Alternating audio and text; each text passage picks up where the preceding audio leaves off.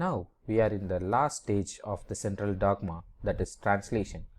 Translation is the process in which the RNA which we received after the transcription process and after the post-transcriptional modification is going to act as a template along with the help of tRNA, that is transfer RNA, which acts as an adapter, converts the nucleic acid code to a protein code.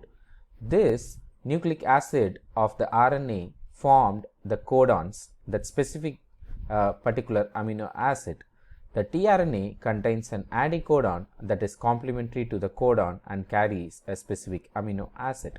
So this process where the involvement of three RNAs, that is mRNA, tRNA and rRNA, is called as translation, at the end of which we are going to get our final product, that is a protein.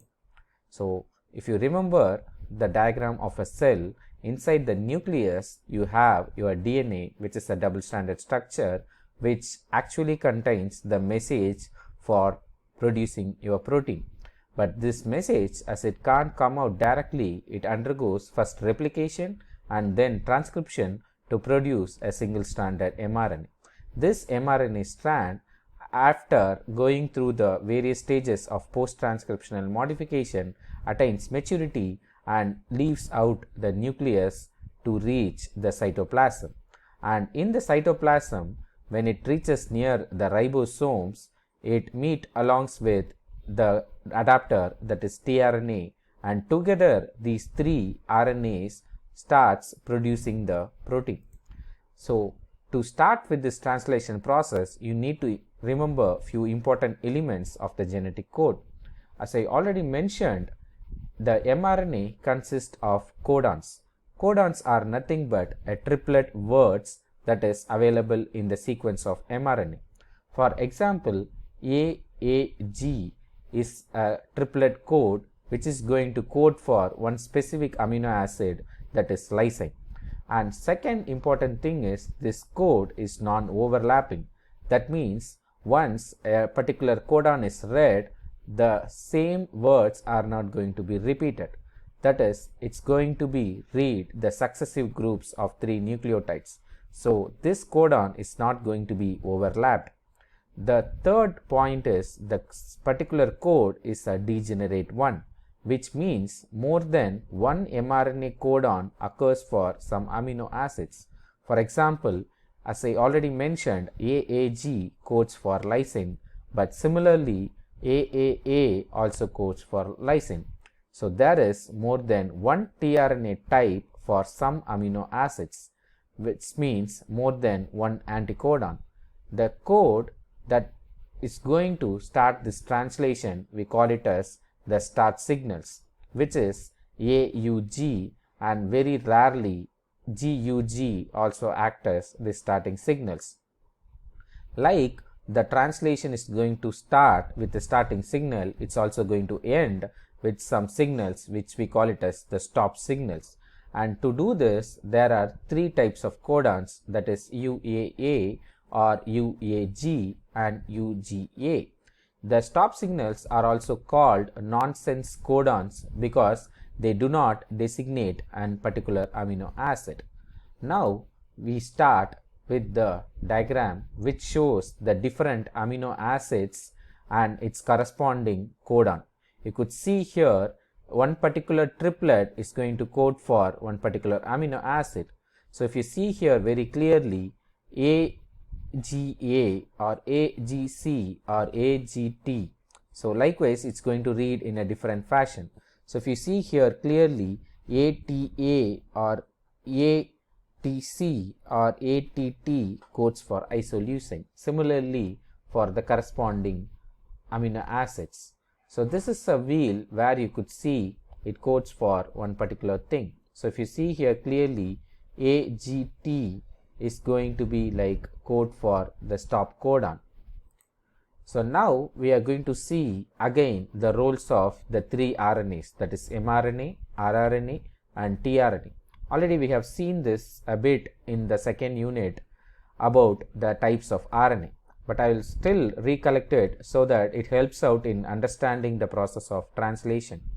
So the first RNA that's going to be playing an important role in translation is mRNA, which we call it as messenger RNA.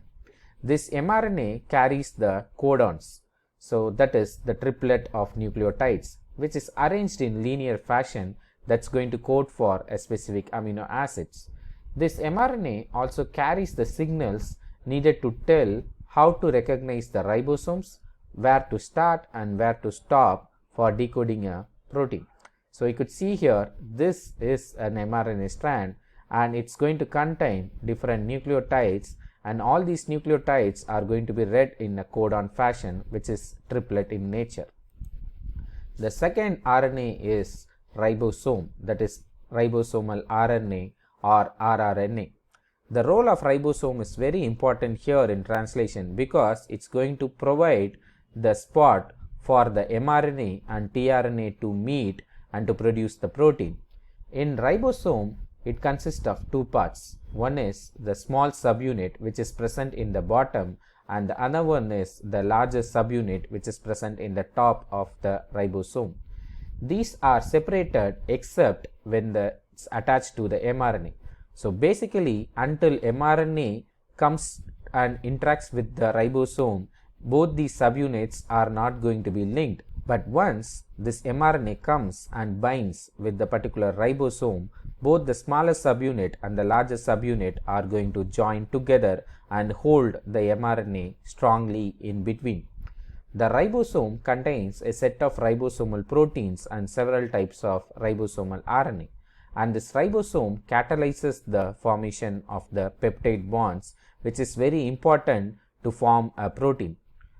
And if you remember very well, this ribosome is going to provide the spot for the mRNA and the tRNA to have an interaction. And to do this, the ribosome consists of 3 tRNA binding sites, which is called as A site, P site and E site. So A stands for amino acyl tRNA, and P stands for peptidyl tRNA, and E stands for the exit. So basically, your tRNA is going to first come to this A site, then it's going to move to the P site, and finally when it reaches the E site, it's going to exit out of the ribosome. So to easily remember this, just remember the movie King Kong. So King Kong is basically an ape, which is the same order you are going to have in your ribosomes binding site for your tRNA, which is A, P and E. So now we move to the final role, that is the role of the tRNA. The tRNA is a 4-loop structure. You could see here in the diagram, it has 4 loops in 4 different directions, and in one of its loop, that is the bottom loop, it has its anticodon, and its top loop, it contains a specific amino acid. And this tRNA is only 73 to 93 nucleotides long, and its extensive hairpin loops forms its structure. And this anticodon site is going to be corresponding to the codon that is present in the mRNA strand. And this activation of tRNA happens once the amino acids are added into it. This requires a special enzyme which we call it as amino acid tRNA activating enzymes. So each tRNA is going to have one specific amino acid and one specific anticodon, and when the codon from the mRNA calls for a specific tRNA based on its anticodon, this tRNA is going to carry one specific amino acid to the particular site. So this is how the translation process is going to be facilitated. Now we see the 3 different stages of translation, that is initiation, elongation and termination. First, in the initiation, the binding of a small ribosomal subunit to mRNA starts. Once this mRNA binded with both the small ribosomal subunit and largest ribosomal subunit, the initiation complex starts, which consists of the initiation factors, GTP for energy, your mRNA strand, and the smallest subunit, that is 30s subunit of ribosome. Once this complex is formed, the initiation of translation occurs, after which the elongation starts. During the elongation process, the binding of the incoming amino-acyl tRNA at A site occurs. So as I already mentioned, in the A site the tRNA is going to come and bind, and from which it's going to move to the second site, that is P site, where it's going to release one particular amino acid which it carries in its head part. And next it will move to the E site, where it's going to move out of the ribosome, leaving the amino acid behind.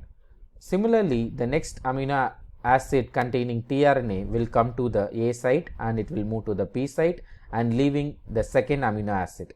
Now the first amino acid and the second amino acid, it forms the peptide bond which is catalyzed by the ribosome. So this process continues until it moves to the next stage, that is termination. So during termination, one of the three termination codes moves into the A site. When this codon, that is the stop codon, read in the A site, there is not going to be any corresponding tRNA molecules for this termination codons. So no tRNA turns back to this A site. Once this particular stage is achieved, the releasing factors to initiate this termination comes up, and which helps in the termination process of translation. So you could see the diagrammatic representation of the translation process. So first, to the A site, one particular tRNA carrying an amino acid will come based on the complementary of the codon and anticodon regions, and then it moves to the P site, where it leaves the amino acid, and when it reaches E site, it exits out of the ribosome. So it will go on continuously like a chain, which leaves many amino acids, and all these amino acids are binded by the peptide bonds which was catalyzed by the ribosome.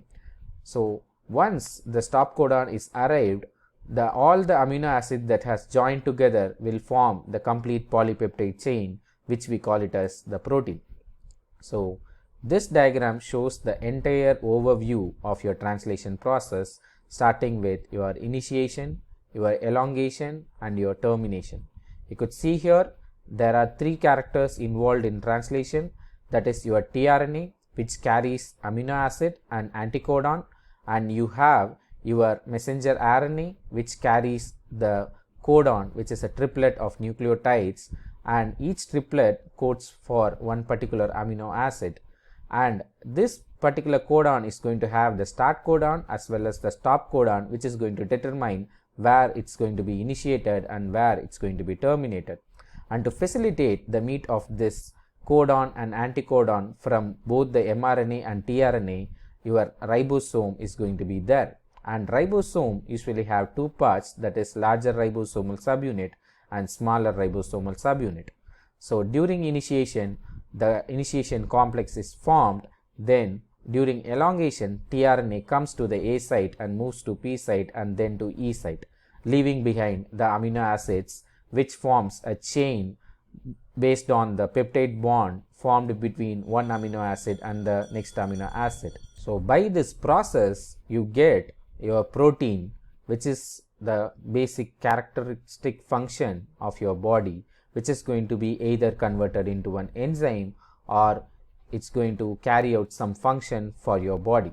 So this marks the last stage of your central dogma of molecular biology, that is translation.